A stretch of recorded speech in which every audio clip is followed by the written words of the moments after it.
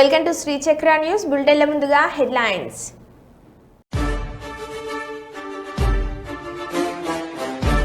కుకట్పల్లిలో హైడ్రా కూల్చివేతలను పరిశీలించిన మల్కజ్గిరి పార్లమెంట్ సభ్యులు ఈటెల రాజేందర్.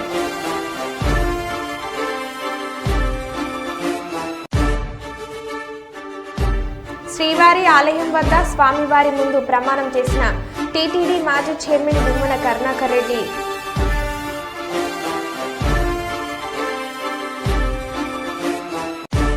త్వరలో పాలకుర్తికి హైడ్రా, ఎమ్మెల్యే మామిడాల యశస్విని రెడ్డి.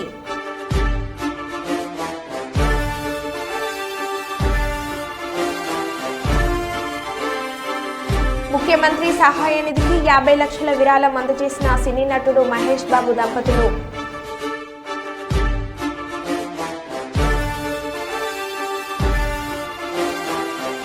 పల్నాడు జిల్లా ఎడ్లపాడు మండలం వంకయ్యలపాడులో హాస్టల్ నుంచి పరారైన విద్యార్థులు.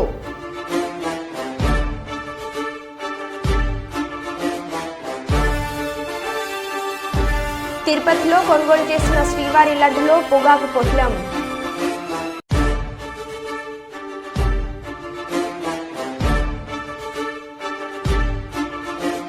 ముఖ్యమంత్రి రేవంత్ రెడ్డికి రైతన్నల సెల్ఫీ వీడియో.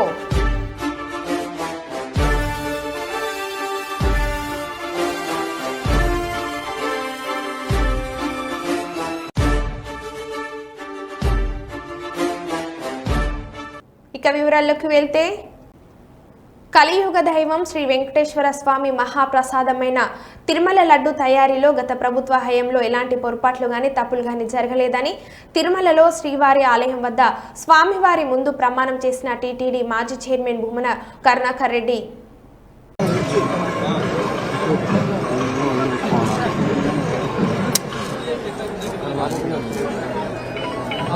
అట్ట పోయిండొచ్చు కదరా, నువ్వు కూడా కరెక్ట్ కదా.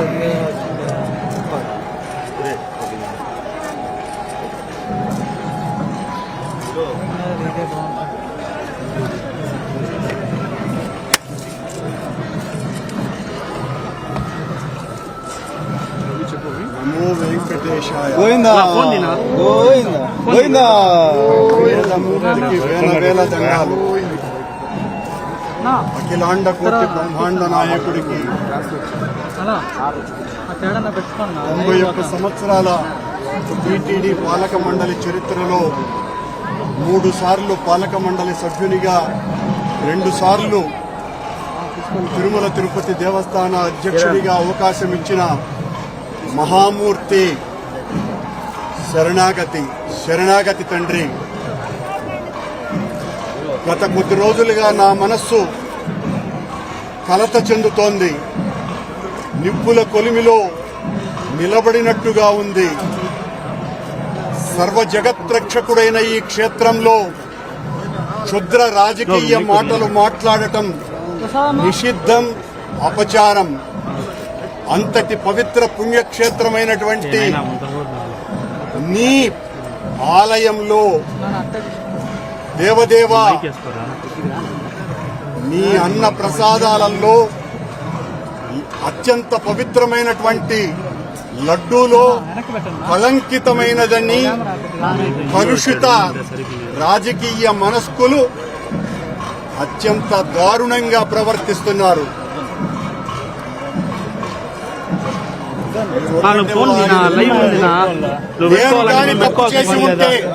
నేను తప్పు చేసి ఉంటే నేను నా కుటుంబము సర్వనాశనమైపోవాలని నేటిలో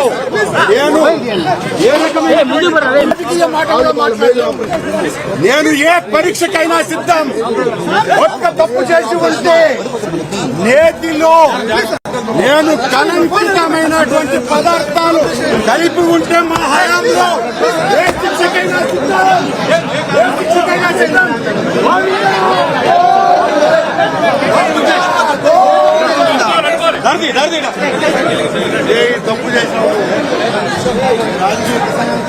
కేంద్ర ప్రభుత్వం అవలంబిస్తున్న ప్రజా కార్మిక వ్యతిరేక విధానాలను నిరసిస్తూ సింగరేణి కార్మిక సంఘాల ఐక్యవేదిక మరియు సంయుక్త కిసాన్ మోర్చా ఆధ్వర్యంలో బ్లాక్ డేను నిర్వహించారు. ఈ మేరకు పెద్దపల్లి జిల్లా గోదర్ఖని 2వ బొగ్గు కనిపై సెంట్రల్ ట్రేడ్ యూనియన్లతో పాటు సంయుక్త కిసాన్ మోర్చా ఆధ్వర్యంలో నల్ల బ్యాడ్జీలు ధరించి నిరసన తెలిపారు. కేంద్ర ప్రభుత్వం ఇటీవల తీసుకువచ్చిన నూతన కార్మిక చట్టాలను రద్దు చేయాలని నేడు బ్లాక్ డేగా ప్రకటిస్తూ బిల్లు పత్రాలను దగ్ధం చేశారు. సింగరేణి బొగ్గు బ్లాక్లను ప్రైవేటీకరణ చేయకుండా సింగరేణి సంస్థకి అప్పగించాలని డిమాండ్ చేశారు. అలాగే నవంబర్ 26న జరిగే దేశవ్యాప్త ఆందోళన కార్యక్రమంలో కార్మిక వర్గం పెద్ద ఎత్తున పాల్గొని విజయవంతం చేయాలని పిలుపునిచ్చారు.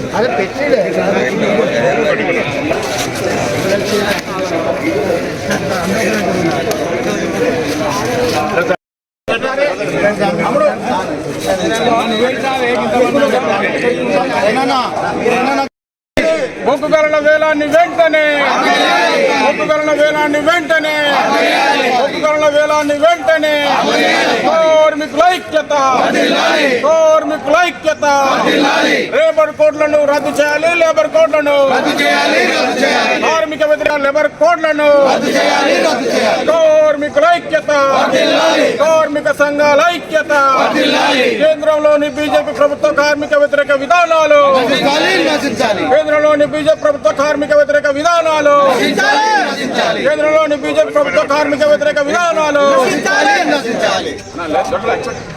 లేబర్ కోడ్లను నిర్ణయం తీసుకున్నాం. అందులో భాగంగానే ఇవాళ బ్లాక్ డేగా ప్రకటిస్తున్నాం.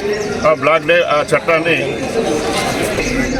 కార్మికుల ఐక్యత కేంద్రంలోని బీజేపీ ప్రభుత్వ కార్మిక వ్యతిరేక విధానాలు కేంద్రంలోని బీజేపీ ప్రభుత్వ కార్మిక వ్యతిరేక విధానాలు తెలంగాణలోని బొగ్గు గనులని సింగరేణికి తెలంగాణలోని బొగ్గు గనులని సింగరేణికి కార్మిక సంఘాల ఐక్యత కార్మిక సంఘాల ఐక్యత కార్మిక సంఘాల ఐక్యత కార్మిక సంఘాల ఐక్యత కేంద్రంలోని బీజేపీ ప్రభుత్వ కార్మిక వ్యతిరేక విధానాలు కేంద్రంలోని బీజేపీ ప్రభుత్వ కార్మిక వ్యతిరేక విధానాలు ఖబర్దార్ మోడీ ఖబర్దార్ మోడీ కేంద్రంలోని బీజేపీ ప్రభుత్వ కార్మిక వ్యతిరేక విధానాలు. ఈరోజు దేశవ్యాప్తంగా అన్ని కార్మిక సంఘాలు వ్యవసాయ కార్మిక సంఘాలు స్వచ్ఛంద సంస్థలు అన్నీ కూడా బీజేపీ ప్రభుత్వ మోడీ ప్రభుత్వానికి వ్యతిరేకంగా లేబర్ కోడ్లను 29 లేబర్ కోడ్లను 4 కోడ్లుగా మార్చి దానికి వ్యతిరేకంగా అలాగే తెలంగాణలోని బొగ్గు గనులన్నీ కూడా సింగరేణికి కేటాయించాలని డిమాండ్ చేస్తూ నిరసన కార్యక్రమం బ్లాక్ డే నిర్వహించడం జరుగుతూ ఉంది. మూడోసారి అధికారంలోకి వచ్చిన తర్వాత మోడీ దూకుడుగా వ్యవహరిస్తూ ఉన్నాడు. కార్మిక చట్టాలను మారుస్తూ ఉన్నాడు. ప్రభుత్వ రంగ సంస్థలను ప్రైవేటీకరణ చేస్తూ ఉన్నాడు. ఎన్ని నిరసన కార్యక్రమాలు చేసినప్పటికీ కూడా ఆయన ప్రయత్నం అనేది పెట్టుబడిదారులకు అనుకూలంగానే ఉంది తప్ప ప్రభుత్వంలోని ప్రభుత్వ రంగ సంస్థల కోసం కార్మికుల కోసం ఏనాడు కూడా పనిచేయని పరిస్థితి ఈరోజు ఉంది. కాబట్టే కార్మిక వ్యతిరేక చట్టాలను తీసుకువస్తున్నాడు. కాబట్టే ఈరోజు కార్మిక సంఘాలు వ్యవసాయ కార్మిక సంఘాల ఆధ్వర్యంలో బ్లాక్ డే సింగరేణిలో నిర్వహించడం జరుగుతుంది. దానికి అందరూ కూడా కార్మిక వర్గం కూడా వ్యతిరేకిస్తూ ఉన్నారు. కాబట్టే ఈరోజు ఈ నిరసన కార్యక్రమాన్ని విజయవంతం చేసిన కార్మికులందరికీ కూడా జేజేలు తెలియజేస్తూ ఉన్నారు. 2019 21 తారీఖు నాడు కేంద్ర బీజేపీ ప్రభుత్వం ఎన్డీఏ ప్రభుత్వం కార్మిక చట్టాలను కాలరాయడానికి అది తీసేయడానికి బిల్లు పాస్ చేసిన రోజు. దీనికి అన్ని సంఘాలు భారతదేశంలో ఉన్న డిఎంఎస్ తప్ప ప్రతి సంఘాలు అన్నీ కూడా రైతు సంఘాలు స్వచ్ఛంద సంస్థలు అందరు కలిసి నిరసన కార్యక్రమం ఈరోజు బ్లాక్ డేగా ప్రకటించడం జరిగింది. బ్లాక్ డే ప్రకటించడం అంటే వాళ్ళ పెట్టిన బిల్లును తగలబెట్టి దీనిపైన దశల వారీగా ఆందోళన కార్యక్రమాలు ఢిల్లీలో సమీకరణ కార్మికుల సమీకరణ నవంబర్ నెలలో ఉంటుంది 28 తారీఖు నాడు. అందులో భాగంగానే ఈరోజు బ్లాక్ డేగా ప్రకటించడానికి అన్ని కార్మిక సంఘాలను కలిసి చట్టాలను బిల్లు పాస్ అయింది, చట్టం తీసుకురాదు, రూల్ తీసుకురాదు. దానికోసమే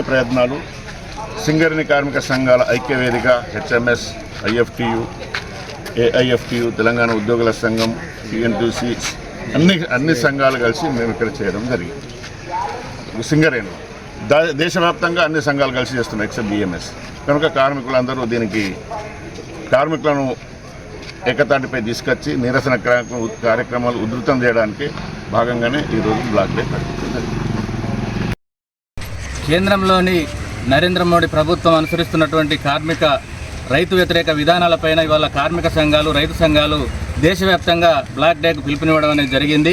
ఈ పిలుపులో భాగంగా దేశవ్యాప్తంగా కార్మిక వర్గం, రైతులంతా కూడా నిరసన తెలియజేస్తూ ఉన్నారు. ఇవాళ నరేంద్ర మోడీ అనుసరిస్తున్నటువంటి విధానాలు మానుకోవాలని చెప్పి ఇవాళ 2019లో ఏదైతే బిల్లు ప్రవేశపెట్టిండో ఈ రోజుకు 4 సంవత్సరాలు దాటింది. కాబట్టి దాన్ని బ్లాక్ డేగా ప్రకటించి దాన్ని దగ్ధం చేయడం అనేది జరిగింది. కాబట్టి నరేంద్ర మోడీ ఇప్పటికైనా ఈ కార్మిక చట్టాలను రద్దు చేయాలని చెప్పి, అదేవిధంగా రైతు చట్టాలను రద్దు చేయాలని చెప్పి దేశవ్యాప్తంగా ఆందోళనలు జరుగుతున్నాయి. ఇప్పటికైనా నరేంద్ర మోడీ దాన్ని వెంటనే విరమించుకోవాలని చెప్పి, బొగ్గు బ్లాక్లను కూడా, వేలంపాటను కూడా విరమించుకోవాలని చెప్పి మేము ఈ సందర్భంగా నరేంద్ర మోడీ ప్రభుత్వాన్ని డిమాండ్ చేస్తూ ఉన్నాం. ముఖ్యమంత్రి సహాయ నిధికి 50 లక్షలు విరాళం అందజేసిన సినీ నటుడు మహేష్ బాబు దంపతులు జూబ్లీహిల్స్ నివాసంలో ముఖ్యమంత్రి రేవంత్ రెడ్డిని కలిసి చెక్ను అందజేసిన మహేష్ బాబు దంపతులు AMB తరపున మరో 10 లక్షలు విరాళం అందజేసిన మహేష్ బాబు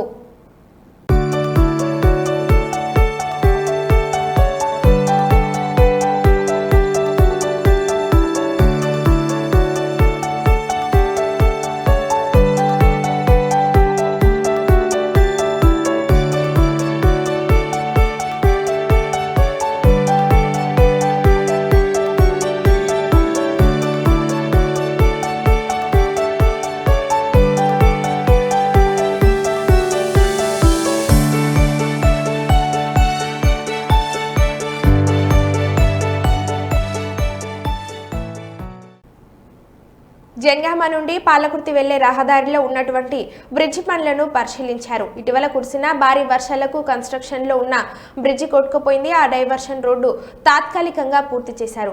రేపటి నుండి ఆర్టీసీ బస్సు నడిచివే విధంగా చూస్తామని, అదేవిధంగా బ్రిడ్జి పనులు పూర్తిగా కంప్లీట్ చేయాలని RNB అధికారులను ఆదేశించారు. ఈ కార్యక్రమంలో మాజీ జెడ్పీటీసీ గుడి వంశీధర్ రెడ్డి, మండల పార్టీ అధ్యక్షులు కొల్లూరు శివకుమార్, మల్లారెడ్డి, రాష్ట్ర నాయకులు కీసర దిలీప్ రెడ్డి, సీనియర్ నాయకులు పోరెడ్డి, మల్లారెడ్డి, ఆంజనేయులు, మండల నాయకులు, కార్యకర్తలు తదితరులు పాల్గొన్నారు.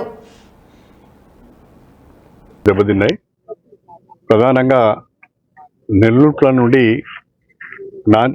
నాంచారి మడూరు పోయే ప్రధాన రోడ్డు బ్రిడ్జ్ కన్స్ట్రక్షన్లో ఉంది. డైవర్షన్ రోడ్డు ఉండడం వల్ల అది కొట్టుకపోయింది. ఈ నెల్లూట్ల చెరువు నుంచి వచ్చే నీళ్లు ఎక్కువగా వర్షాల ద్వారా వచ్చిన నీళ్లు, జనగామ టౌన్ నుంచి వచ్చే డ్రైనేజ్, దాంతో పాటుగా మన గోదావరి జిల్లాలు, అశ్రావపల్లి రిజర్వాయర్ నుంచి వచ్చే గోదావరి జిల్లాలతోని నవాపేట రిజర్వాయర్ను నింపాలనే ఆలోచనతో ఈ వాటర్ వదిలిపెట్టారు. వర్షపు నీరు, గోదావరి నీళ్లు కలిసే వరకు ఫ్లడ్ ఎక్కువైంది. దాంతో ఇక్కడ ఈ రోడ్డు కోసుకపోయింది.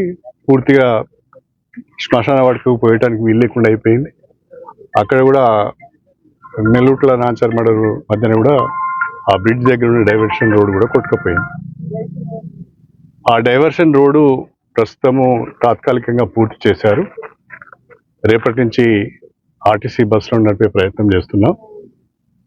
అదేవిధంగా ఆ బ్రిడ్జ్ని కూడా వచ్చే 3 నెలల్లో పర్మనెంట్ బేసిస్ మీద కంప్లీట్ చేయాలని చెప్పి RNB వాళ్లకు, కాంట్రాక్టర్ కూడా ఆదేశాలు ఇవ్వడం జరిగింది. నెల్లూట్లకు సంబంధించిన ఈ యొక్క 2 రోడ్లు దెబ్బతిన్నాయి. అక్కడి నుంచి ఒక రోడ్డు శ్మశాన వాటికి పోతుంది. ఇటేమో రైతులందరూ కూడా వాళ్ళ ఖమ్మం రూరల్ మండలం గొల్లగూడెంకు చెందిన దొంతు పద్మ అనే భక్తురాలు ఈ నెల 19న బంధువులతో తిరుపతి శ్రీవారి దర్శనానికి వెళ్ళింది. బంధువులకు ప్రసాదం ఇచ్చేందుకు లడ్డు తీయగా ప్రసాదంలో కనిపించిన పొగాకు పొట్లం కనిపించింది. శ్రీవారి లడ్డు ప్రసాదంలో పొగాకు కనిపించడంతో ఆశ్చర్యానికి గురైన భక్తురాలు పద్మ పవిత్రమైన శ్రీవారి ప్రసాదంలో పొగ కనిపించడంతో ఆగ్రహం చేస్తున్న భక్తురాలు శ్రీవారి ప్రసాదాన్ని అపవిత్రానికి గురిచేస్తున్న వారిపై ప్రభుత్వం చర్యలు తీసుకోవాలని కోరుతున్న భక్తులు. నమస్తే అండి, నా పేరు పవన్ కుమార్. మాది గొల్లగూడెం గ్రామ పంచాయతీ, ఖమ్మం జిల్లా రూరల్ మండలం గొల్లగూడెం గ్రామ పంచాయతీ, కార్తికేయ టౌన్షిప్. మొన్న 19వ తారీఖున మా మమ్మీ వాళ్ళు తిరుపతి వెళ్ళారు. 20వ తారీఖున దర్శనం అయ్యి 21వ తారీఖు రిటర్న్ అయ్యారు. ఇవాళ మార్నింగ్ లడ్డూలు ఓపెన్ చేసి చూస్తే ఆ లడ్డూలో అంబర్ ఒక ప్యాకెట్ లో పెట్టి ఉన్నది. చాలా బాధగా అనిపిస్తుంది. ప్రతి నెల వెళ్తారు మమ్మీ వాళ్ళు. ఇలా ఎప్పుడు జరగలేదు, ఫస్ట్ టైం ఇలా జరిగింది. దీని గురించి ఆంధ్రప్రదేశ్ గవర్నమెంట్ కొంచెం సీరియస్ యాక్షన్ తీసుకోవాలి వాళ్ళ మీద. పద్మావతి, ఖమ్మం జిల్లా, రూరల్ గొల్లగూడెం, కార్తికేయ టౌన్షిప్. మేము 19వ తారీఖు తిరుపతి వెళ్ళాం పద్మావతికి. 20వ తారీఖు దర్శనం చేసుకున్నాం. నైట్ తెల్లవారుజామున 3ంటికి ఇంటికి వచ్చామండి. పొద్దున లడ్డు స్నానం చేసి లడ్డు తీసి మా బాబుకు పెడదామని చూస్తే ఇందులో నవ్విలి పెట్టిన పొగాకు ఉన్నదండి, పొట్లం కట్టి. ఆ పొట్లం చూసి ఏంటో ఇది అనుకొని మా బాబుకు చూపిస్తే, ఇది చూద్దాం మమ్మీ, ఇది పొగాకు వాసన వస్తుందని చెప్పాడు. అంత గొప్ప దేవుడి దగ్గర ఇలాంటివి జరగడం కరెక్ట్ కాదు కదండి. మేము ప్రతి నెల వెళ్తున్నామండి అక్కడికి, ప్రతి నెల దర్శనం చేసుకుంటున్నాం. ఇప్పుడు 8వ సారి అయిపోయిందండి మా దర్శనం. మేము 4గురం వెళ్తామండి, అంతే అండి. అత్యంత భయానకమైన వరదల్లో అహర్నిశలు శ్రమించి ప్రజలకు ఎలాంటి ఇబ్బందులు తలెత్తకుండా తన సొంత బిడ్డల్లా చూసుకున్న ముఖ్యమంత్రి నారా చంద్రబాబు నాయుడికి చెడ్డ పేరు తెచ్చే విధంగా ప్రవర్తిస్తున్న బిచవడ పోలీసులు వరదతో తీవ్రంగా నష్టపోయామని వారు నష్టపరిహారం అడిగితే వరద బాధితులను లాఠీలతో చితకబాదిన బిచవడ పోలీసులు. విజయవాడ కుమ్మరిపాలెం సెంటర్లో రోడ్డుపై బైఠాయించిన వరద బాధితులు వరదలతో తీవ్ర నష్టం జరిగి ఇబ్బందులు పడుతుంటే వరద బాధితులపై లాఠీతో చితకబాదిన Bhavanipuram CI Umamaheswararao, west zone ACP Durgarao.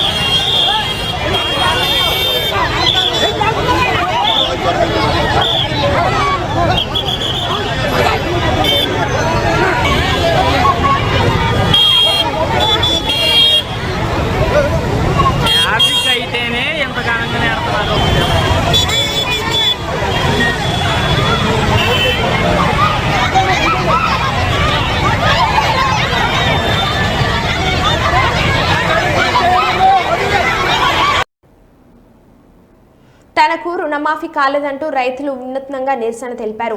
Adilabad జిల్లాలోని ముఖరా గ్రామానికి చెందిన రైతులు పంట పొలాల్లోని నిల్చొని పాస్ పుస్తకాలు చూపిస్తూ సెల్ఫీ వీడియో రికార్డ్ చేశారు. తాము 2 లక్షలకు పైనున్న బకాయిలను చెల్లించామని అయినా రుణమాఫీ కాలేదంటూ సీఎం కార్యాలయానికి వీడియోను పంపించారు. సంపూర్ణ రుణమాఫీ, రైతు భరోసా అమలు చేయకపోతే సెక్రటేరియట్ ముట్టడిస్తామని హెచ్చరించారు. 2 లక్షలు మాఫ్ చేస్తా అని ఆ రోజు హామీ ఇచ్చిండ్రు. మరి ఎవరైతే భార్య భర్తలు గానీ 2 లక్షల పైన ఎవరికైతే ఉన్నాయో వాళ్ళకి ఇంతవరకు బ్యాంకుల రుణమాఫీ చేయలేదు కాబట్టి రైతులు చాలా అవస్థలో ఉన్నారు. రెండవ విషయం, రైతు భరోసా కింద ఎకరానికి 15,000 రూపాయలు వేస్తామని ముఖ్యమంత్రి గారు గత ఎన్నికల్లో చెప్పారు. మరి వానాకాల సీజన్ ఒక 4 రోజులైతే పూర్తి అయిపోతుంది కాబట్టి ఇంతవరకు రైతు భరోసా కూడా ఇవ్వలేదు. దయచేసి ముఖ్యమంత్రి గారికి మేము కోరుకుంటున్నాము. ఈరోజు ఆదిలాబాద్ జిల్లా ముఖరాకి గ్రామం నుండి దయచేసి మీరు ఏదైతే హామీ ఇచ్చారో రైతు కుటుంబాలకు దాదాపు మా గ్రామంలో 40 నుంచి 50% ఇప్పటివరకు రుణమాఫీ అయింది. దాదాపు ఇంకా 50% రైతులు 2 లక్షల పైన ఉన్న వాళ్ళు రైతులు ఉన్నారు. మరి దయచేసి మీరు మాకు రైతు రుణమాఫీ చేయాలి. వెంటనే రైతు భరోసా మీరు ఇచ్చిన హామీ వేయాలని కూడా ఈరోజు మేము గ్రామం నుంచి మీకు మనవి చేస్తున్నాము. మీరు ఏని వేళలు మాత్రం రాష్ట్రమంతటా ఉన్న రైతులందరూ కలిసి మీ సెక్రటరియట్ ను కూడా ముట్టడి చేస్తామని కూడా ఈ సందర్భంగా తెలియజేస్తున్నాము. ఎందుకంటే ఇలా షావుకారు దగ్గర బాకీ అప్పులు చేసి ఆత్మహత్య చేసే రోజుల దగ్గరికి పడుతుంది. కాబట్టి మీరు దయచేసి ఏదైతే రైతులకు మీరు హామీ ఇచ్చారో ఆ హామీను ఖచ్చితంగా మీరు 2 లక్షల రూపాయలు మాఫ్ చేస్తామన్నారు. 2 లక్షల పైన ఎంత బాకీ ఉన్నా ప్రతి రైతు బ్యాంకులో రినివల్ చేసుకున్నది కాబట్టి మీరు ఏదైతే ఒక కుటుంబానికి 2 లక్షలు ఇస్తామన్నారో మరి ఇంతవరకు వేయలేదు కాబట్టి దయచేసి 2 లక్షల లోపలనే మీరు మాఫ్ చేశారు. 2 లక్షల పైన 5,000 ఉన్నా 10,000 ఉన్నా కూడా మీరు మాఫ్ చేయలేదు కాబట్టి దయచేసి మీరు 2 లక్షలు ఏదైతే కుటుంబానికి మాఫ్ చేస్తామన్నారో ఆ హామీ మీరు నెరవేర్చాలని గౌరవ ముఖ్యమంత్రి రేవంత్ రెడ్డి గారికి ముక్రాకే గ్రామం నుంచి రైతులు మేము అందరము డిమాండ్ చేస్తున్నాము, మనవి చేస్తున్నాము. వెంటనే మాఫ్ చేయాలని మనవి చేస్తున్నాము. జై తెలంగాణ. ముఖ్యమంత్రి చంద్రబాబు సొంత నియోజకవర్గం కుప్పంలో హాంద్రీనివా బ్రాంచ్ కెనాల్ పనులను రాష్ట్ర జల వనరుల శాఖ మంత్రి నిమ్మల రామానాయుడు పరిశీలించారు. గుండిశెట్టిపల్లి పరమసముద్రం కాల్వలను పరిశీలించిన మంత్రి నిమ్మల గతంలో జరిగిన పనుల వివరాలు అడిగి తెలుసుకున్నారు. పనులు కనీసం ముందుకు నడవకపోగా చేసిన అరకొర పనులు నాసిరకంగా ఉన్నాయని అధికారుల వద్ద ఆగ్రహం వ్యక్తం చేశారు. కాలువ రివిట్మెంట్ పనులు అత్యంత అధ్వానంగా ఉందని అన్నారు. గత టీడీపీ హయాంలో 90% పనులు పూర్తి చేశామని, మిగిలిన 5 సంవత్సరాలలో వైసీపీ ప్రభుత్వం 10% పనులు కూడా చేయలేదని అన్నారు.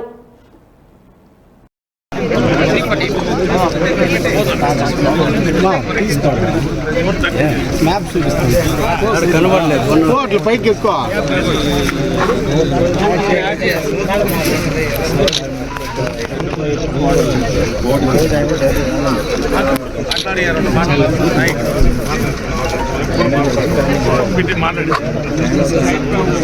మాట్లాడిస్తే కదా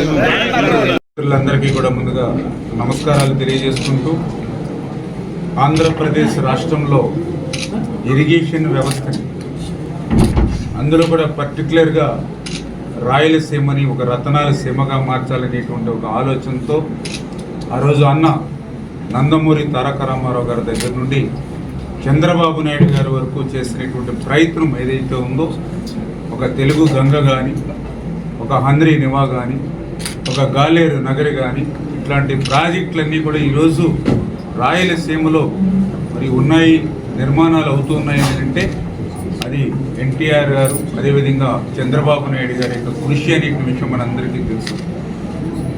ఏదైతే ఇటువంటి రాయలసీమకు అత్యంత ప్రాధాన్యత ఆ రకంగా తెలుగుదేశం ప్రభుత్వం గతంలో ఇస్తే గత 5 సంవత్సరాల వైఎస్ఆర్సీపీ పాలనలో మళ్ళీ మాల్యాల దగ్గర నుంచి ఇది ప్రారంభమవుతే దగ్గర 4 ఉమ్మడి జిల్లాలకు సంబంధించి మరి అత్యంత మరి సాగునీరులో కానీ త్రాగునీరులో కానీ అత్యంత కీలకమైనటువంటి ప్రాజెక్టు హంద్రీనివా.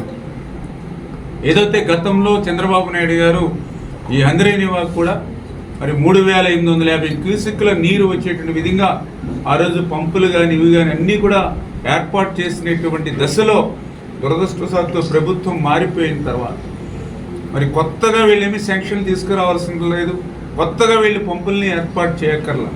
చేసినటువంటి వర్కులను కూడా గత 5 సంవత్సరాల్లో ఉపయోగించుకోలేనటువంటి పరిస్థితుల్లో ఈరోజు నేను మాల్యాలో వెళ్ళి చూస్తే మరి ఏదైతే మరి కేవలం 1800-1900 క్యూసెక్కులు మాత్రమే ఈరోజు హంద్రీనివాలో ప్రవహిస్తున్నటువంటి పరిస్థితి.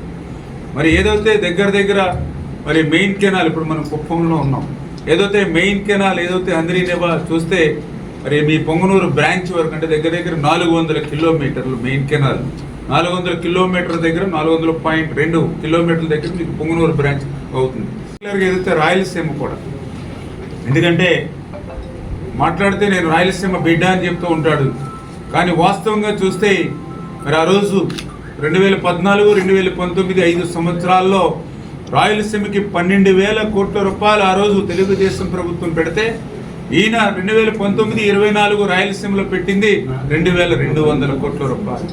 అంటే ఎంత డిఫరెన్స్, ఎంత తారతమ్యం, ఎంత మరి భేదం ఉందనేది అదే మనకి చాలా క్లియర్గా చంద్రబాబు నాయుడు గారు ఏదైతే ప్రత్యేకమైనటువంటి దృష్టి పెట్టారు, ఖచ్చితంగా ఏదైతే మరి పర్టికులర్గా మనం కుప్పంకి సంబంధించి కూడా మరి పూర్తి స్థాయిలో ఇక్కడ సాగునీరు త్రాగునీరు అందించేటువంటి విధంగా మరి కృషి చేసేటువంటి విధంగానే మరి ఏదైతే అంద్రీనివా నుంచి ఇప్పుడే మీకు చెప్పడం జరిగింది, మెయిన్ కెనాల్ అంతా కూడా ఎక్స్టెండ్ చేసి ఏదైతే లైనింగ్ చేయడం ద్వారా, అదేవిధంగా ఏదైతే పొంగనూరు బ్రాంచ్కి సంబంధించి ఏదైతే ఆ యొక్క 220 కిలోమీటర్లు, అదేవిధంగా ఏదైతే మన కుప్పం బ్రాంచ్ కెనాలు ఈ 123 కిలోమీటర్లు, ఇవన్నీ కూడా ఎంత ఖర్చు అయినా కూడా ఇప్పుడు ఎస్టిమేషన్ అన్నీ కూడా కరెక్ట్ చేసుకుని అవన్నీ కూడా ఏదైతే ఎక్స్టెన్షన్ మన డాక్యుమెంట్స్ మీద ఆయన ఫోటో, మన సరిహద్దు స్థలాల మీద రాళ్ల మీద కూడా ఆయన ఫోటోలు వేసుకునేటువంటి పరిస్థితి. నిజంగా మీ అందరి ఆశీర్వాదం వల్ల ఈవేళ మళ్ళీ ప్రజాప్రభుత్వం వచ్చింది కాబట్టి ఆ ల్యాండ్ టైటిలింగ్ యాక్ట్ని అన్న మాట ప్రకారం రద్దు చేశాం కాబట్టి ఈవేళ మన తాత ముత్తాతలు ఇచ్చినటువంటి మన ఆస్తులకి మనకి రక్షణ. చాలామంది నిర్వాసితులు R&R ప్యాకేజీ కోసం కూడా ఈరోజు నా దగ్గర రావడం జరిగింది. అందులో పర్టికులర్గా ఏదైతే మరి యాక నేతిగొండపల్లి, ఆవులపల్లి, అదేవిధంగా ముదివేడు ఏదైతే రిజర్వాయర్స్ ఉన్నాయి, వాస్తవంగా దీనికి అసలు అనుమతులే లేవని చెప్పి గ్రీన్ ట్రిబ్యునల్ ఆల్రెడీ దీనికి 100 కోట్ల జరిమానా వేసింది. అంటే వీళ్ళ దోపిడీ ఏ రకంగా జరిగింది, పెద్దిరెడ్డి దోపిడీ ఏ రకంగా జరిగేగా ఉంది, అక్కడ చాలా వాల్యూ శాండ్ అని చేత ఈ రిజర్వాయర్ ఆ 10% పూర్తి చేయడం మాట్లాడుంచి రిజర్వాయర్లో ఇసుకంతా ఒకటి ఇష్టానుసారంగా లూటీ చేసుకుని బెంగళూరుకి తరలించి కోట్ల రూపాయలు, అంటే ఆఖరికి మనకి త్రాగునీళ్ళు ఇచ్చేటువంటి రిజర్వాయర్ని, చెరువులు కూడా మరి పెద్దిరెడ్డి మరి వదలలేదని అంటే వీళ్ళ దోపిడీ ఎంత విస్తృతంగా జరిగిందనేది ఒక్కొక్కటి చూస్తూ ఉంటే అర్థమవుతున్నటువంటి పరిస్థితి. మరో బులెటిన్లో మళ్ళీ కలుద్దాం. Stay tune.